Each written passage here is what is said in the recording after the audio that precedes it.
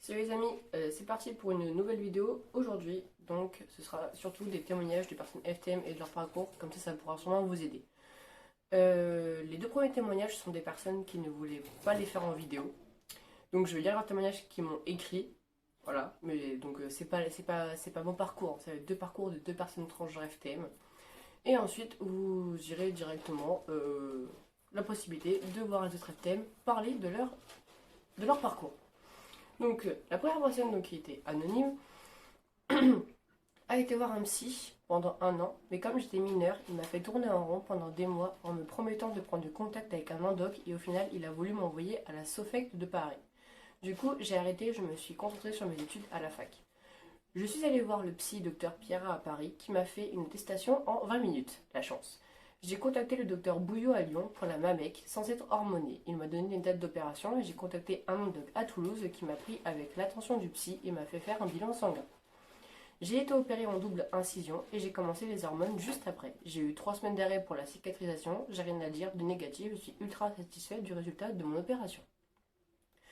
Je n'ai jamais pris de pilule pour arrêter mes menstruations, elles se sont arrêtées dès la première injection de testostérone. Pour l'instant, je n'envisage pas lister, sauf si mes menstrues reviennent.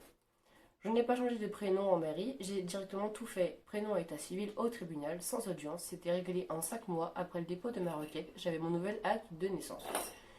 Oh. J'ai changé de région et mon endoc est parti à la retraite, donc c'est mon médecin traitant qui me fait mes ordonnances de thé depuis presque 1 an. J'envisage la phallo, mais dans quelques années, parce que là, avec ma copine, on a un projet bébé qui devrait se concrétiser d'ici peu. Je suis super heureux pour vous. Je vais ensuite poser quelques petites questions, je ne vais pas vous les lire là.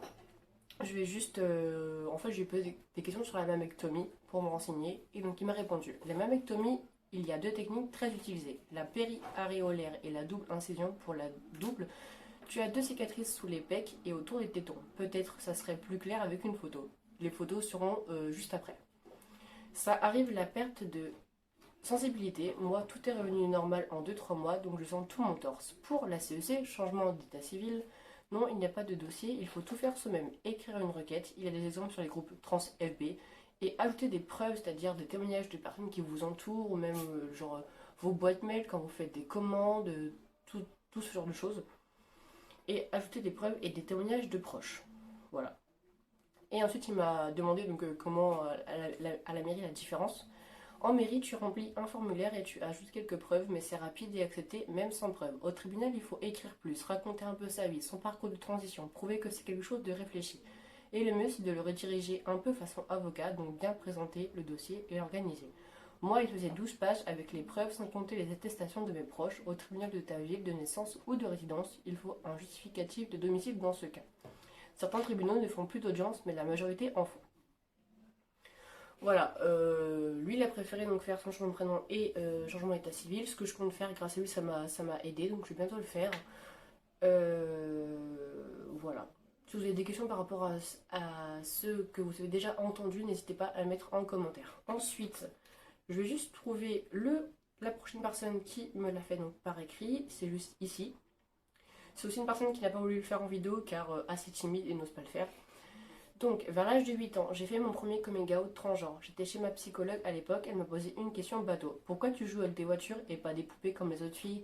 Sur le coup, j'avoue que je n'ai pas compris le sens de sa question. En fait, je ne m'étais, et même pas la suite, ne me suis jamais posé de questions sur mon genre. Je lui ai répondu quelque chose du genre, parce que je suis un garçon. Et là, c'était le drame. Elle a commencé à me hurler dessus. Elle me disait, tu es une fille et tu le resteras jusqu'à la fin de tes jours. Arrête ton délire. De suite, elle m'a demandé à l'homme disons avec mon père de nous rejoindre. Lui a répété mot pour mot ce que j'ai dit, nique le secret professionnel, et il m'a donné une énorme baffe dans la gueule. Suite à ça, et durant les années qui ont suivi, je n'ai eu que du harcèlement physique, moral et psychologique de la part de cet homme, son père. À mes 12 ans, j'ai été envoyée en famille d'accueil, en charge de la DAS, l'aide sociale à l'enfance, et j'ai aussi vécu en famille d'accueil, donc je connais ce qu'il a vécu. Dans ma première famille d'accueil, Yale ont voulu m'envoyer en thérapie de conversion, mais Yale n'ont pas eu l'accord de la DAS. À l'âge de 14 ans, j'étais admis en journée aux locaux du refuge. C'est à cet âge-là que j'ai découvert l'existence des personnes transgenres et que j'ai vu mettre de vrais mots autres que garçon dans un corps de fille. J'ai subi de la transphobie incessante durant toutes mes années avec la DAS, jusqu'à mes 15 ans. Après cela, j'ai fugué du foyer où j'étais et j'ai vécu 1 an à la rue avec mon ex. J'ai pu vivre pour la première fois depuis 15 ans, totalement en tant qu'homme. De surcroît, je suis arrivée chez ma mère, que je ne connaissais pas. Elle m'a plus ou moins acceptée, mais dans la finalité, elle voulait juste se tirer quelque chose de moi. Elle n'en avait rien à foutre de ma transition et refusait de m'aider ou de me donner son accord. Je suis désolée du vocabulaire, je ne fais que lire. Elle a fini par m'abandonner une deuxième fois et je me suis enfuie à Paris, j'avais 17 ans et en m'arrangeant, j'ai eu accès à la testostérone. C'est grâce à lui que j'ai eu ma première injection de testostérone. Je n'ai fait que 4, j'ai adoré. J'ai décroché un contrat jeune majeur et à mes 18 ans, j'ai immédiatement changé de prénom. Actuellement, j'ai 20 ans, j'économise encore pour ma mammectomie et je suis en train de monter mon dossier de changement d'état civil. Une fois ça fini et mon opération du torse faite, j'aurai officiellement fini ma transition, c'est-à-dire qu'il ne fait pas le bas. Nota bene, une transition n'a pas forcément de fin, c'est quelque chose propre à chacun. Voilà. Et croyez en vos rêves, rien n'est impossible. C'est mon frère de cœur qui a écrit ça, je trouve son témoignage très touchant, ainsi que le précédent. Maintenant, je vais vous mettre donc une photo d'une mammectomie à double incision. Voilà. Si vous avez d'autres questions, n'hésitez pas à les mettre en commentaire. Je referai une prochaine vidéo sur la mammectomie, mais j'en ferai surtout une quand moi j'aurai fait la mienne. Et maintenant, je vous laisse visionner les autres personnes FTM et merci à eux d'avoir participé au projet. Salut, moi c'est Maxence, j'ai 16 ans et demi et ça va bientôt faire 1 an que j'ai fait mon coming out transgenre. On va dire que je le savais depuis de longues années que j'étais transgenre, mais j'ai vraiment eu le courage de le dire il y a 1 an. Donc je l'ai dit à toute ma famille, j'en ai d'abord parlé à ma meilleure amie qui m'a vachement conseillé puisque j'ai pas mal de personnes de mon entourage qui sont transgenres, j'ai pas mal d'amis transgenres, autant filles que garçons, donc j'ai pu quand même être aidée, j'ai pu être soutenue, j'ai pu avoir des conseils, j'ai pu avoir des renseignements, et je pense que ça peut se préparer bien, donc voilà, j'ai des bêtes d'heures depuis 9 mois. Peu de temps après que j'ai fait mon coming out transgenre, du coup, appelez-moi Maxence. Et du coup, déjà le fait d'avoir des bêtes d'heures, ça me... Vraiment, je trouve que c'est beaucoup mieux, je me sens un peu mieux dans ma peau, donc j'ai repris le sport et tout, puisque vu que j'arrivais pas à dire que j'étais trans à ma famille, j'ai beaucoup pris du poids, mais aussi pour d'autres raisons. Mais du coup, j'ai été pas mal aidée. J'ai des amis qui sont trans, donc j'ai pu avoir des conseils sur tout ce qui est ALD, testostérone, etc., etc. Donc, je pense que ça pourrait bien fonctionner. Donc, je suis censée commencer la testostérone en euh, février 2021. Voilà, donc j'espère que tout se passera bien. Et puis, si jamais tu veux refaire une vidéo, Emilia, et ben, je suis là. Hey, moi je m'appelle Liliane, j'ai 20 ans. J'ai débuté ma transition l'année dernière par en premier mon changement de prénom qui a été accepté directement. J'ai fait mon changement de ma pièce d'identité par la suite. Après, j'ai pris un rendez-vous avec un endo qui m'a fait faire une prise de sang qui a été bonne et donc maintenant je suis hormonée depuis le 20 mai. Et donc là, j'attends d'être un peu plus hormonée pour faire mon changement d'état civil. Comme ça, sur ma pièce d'identité, on verra plus ce côté homme que ce côté encore femme. Voilà. Et mon coming out, je l'ai fait à ma mère par message. Je lui ai envoyé un petit message sur Messenger en lui disant que j'avais quelque chose à lui dire, que je me considérais vraiment homme et pas femme depuis toujours. Et que bah voilà, je voulais devenir un homme et que enfin je voulais devenir la personne que j'ai toujours été au fond. Et une fois que je lui ai envoyé ce message, j'ai été me cacher dans ma cuisine et j'ai attendu sa réaction. Et en fait, elle est venue, elle m'a pris dans ses bras en me disant que je resterais toujours son enfant quoi qu'il arrive et qu'elle m'accepterait telle que j'étais. Et après, ça s'est fait tout seul. Enfin, elle a encore du mal à me parler de moi au masculin et m'appeler Iliane, mais elle fait des efforts et du coup, voilà. Enfin, elle est vraiment, enfin, elle suit mes démarches, enfin, tout ce que je fais et tout, et elle suit, puis elle est heureuse pour moi, donc c'est le principal, quoi. Après, mon frère, j'ai un frère plus grand. Et lui, par contre, il a énormément de mal à accepter. C'est un peu compliqué. Il a plus des propos transphobes, etc. Donc c'est plus compliqué. Mais je me dis que tant que ma mère elle me soutient, c'est le principal. Du coup, voilà.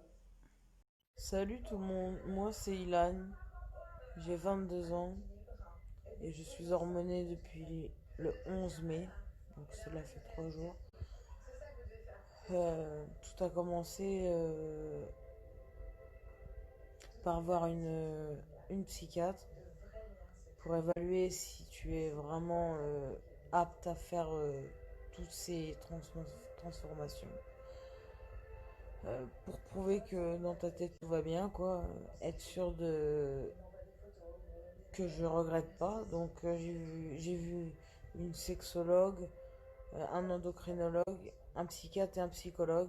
Du coup après ils se sont réunis tous les médecins et ils ont décidé de m'accorder la testostérone puisque je suis reconnue comme un transidentité. Donc voilà. Donc après tout parcours est différent. Euh, Moi, ça a été long, j'en ai eu pour 9 mois.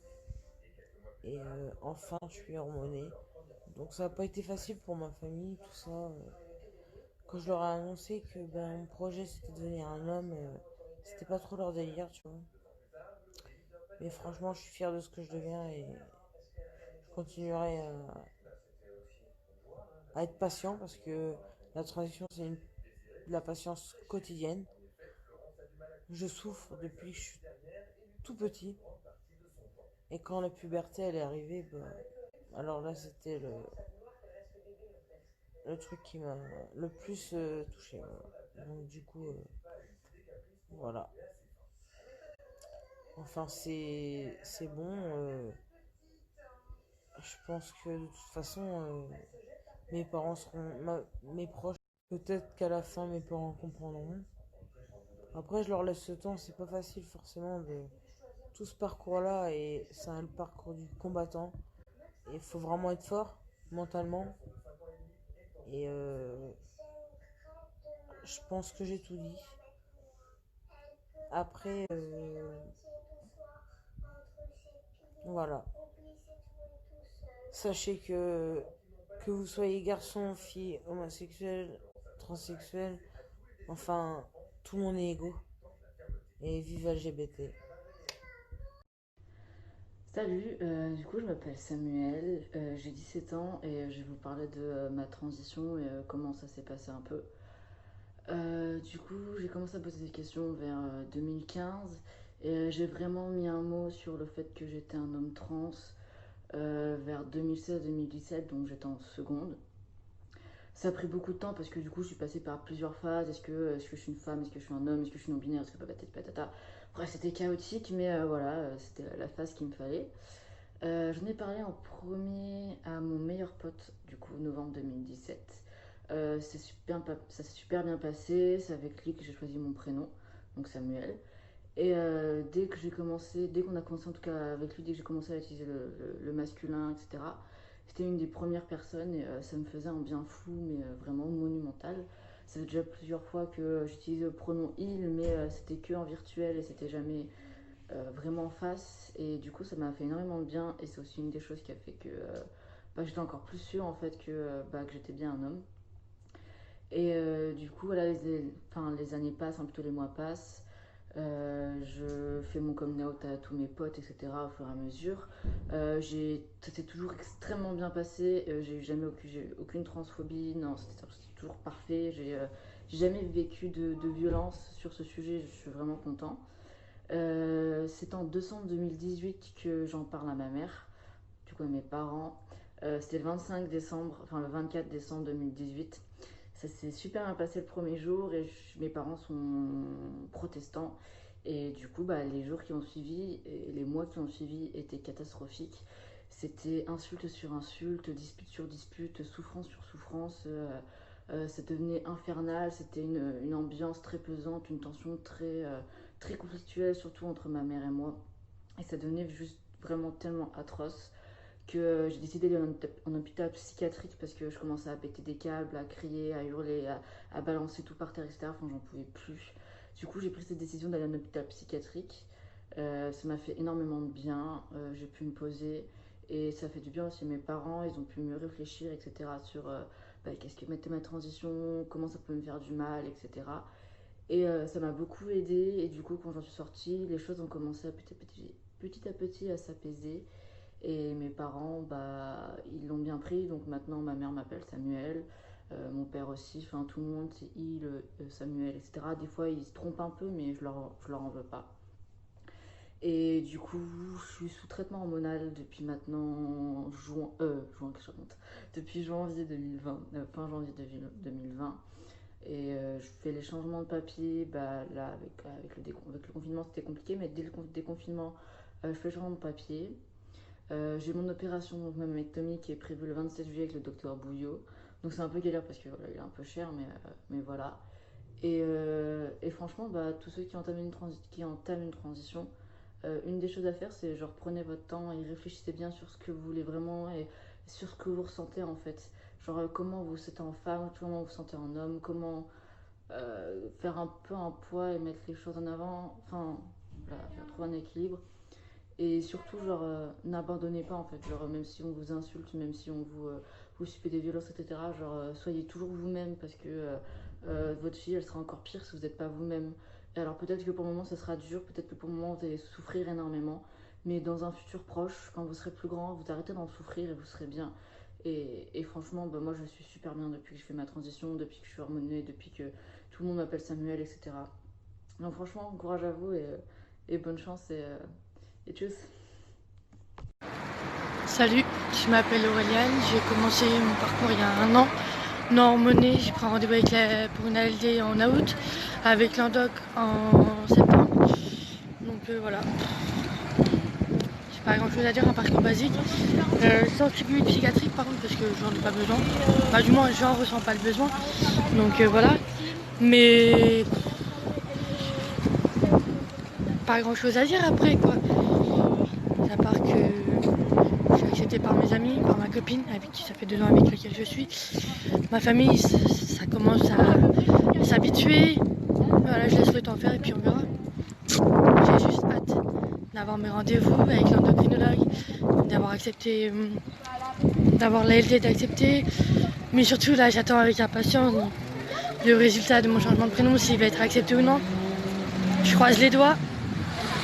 Même comme j'ai mis dans un petit bled un peu perdu, c'est pas sûr que ça soit accepté. Donc ça fait un mois que je me bats avec eux parce que ça avance pas. Après oui, il y a eu le Covid-19 et tout, mais bon, ça traîne quand même. Donc j'envisage de les rappeler lundi pour voir avec eux où ça en est. Voilà. Bisous. Donc salut, je me présente, je m'appelle Kevin, j'ai bientôt 18 ans. Ça fait à peu près 7 mois que je suis hormoné, donc sous testostérone. J'ai fait 2 ans de suivi psy, suite à ça j'ai eu l'attestation. Après j'ai été faire tout ce qui était besoin médical pour la T, donc les rendez-vous, les prises de sang, tout ça, enfin voilà. Pour s'assurer qu'il n'y ait pas de problème, c'est vraiment important. Après, bah, je compte faire ma mammectomie, évidemment. Là, j'ai rendez-vous le 22 juillet avec le docteur Bouillot à Lyon. Donc, vraiment, il est super, je vous le recommande. Je suis également en train de faire mon changement d'état civil sur ma carte d'identité, ma mention de genre, et également mon changement de prénom. Donc, c'est vrai que là, je suis content, je suis en train de tout faire. Je compte également faire l'hystérectomie aussi, donc en 2021. C'est ça, oui, ça va être l'année quand même pas mal niveau opération, donc j'ai quand même assez hâte. Au niveau de la phalloplastie, je souhaite pas forcément en parler car j'estime que ça reste intime, comme beaucoup de personnes vous le diront. Après, ça reste mon avis personnel. Je suis out au niveau de toute ma famille, donc je suis le fils de mes parents et franchement, tout va très bien. Ils l'ont bien pris, ma mère, ça lui a pris un peu de temps au début, ce qui est normal. C'est normal, ne vous affolez pas si ça prend un petit peu de temps, mais avec le recul, elle a compris que finalement ça servait à rien de se morfondre et que quoi qu'elle fasse, eh ben, je changerai pas d'avis. Et au final, je me suis écouté, je me suis battu. Et maintenant, ben, je suis l'homme le plus heureux du monde. Donc, si j'aurais une petite chose à vous dire, c'est vraiment croyez en vous. N'abandonnez pas sous la contrainte de quelconque personne. Écoutez seulement vous-même. car c'est uniquement vous et vous qui pouvez déterminer qui vous êtes, et voilà. Donc n'hésitez pas à venir me parler si vous avez besoin d'un conseil ou de quoi que ce soit. Je vais vous mettre mon petit Insta ici. Donc voilà. Voilà les amis, j'espère que donc, toute cette vidéo vous a plu. Je vous incite donc à partager cette vidéo qui est vraiment très importante, qui peut toucher énormément de monde, qui peut aider énormément de monde, surtout les personnes FTM, donc que vous connaissez autour de vous. Si vous avez des questions, laissez-les en commentaire. Pensez à lâcher un petit like et puis abonnez-vous. Et je vous souhaite de passer une excellente fin de journée. Et on se dit à la prochaine vidéo. Kiss!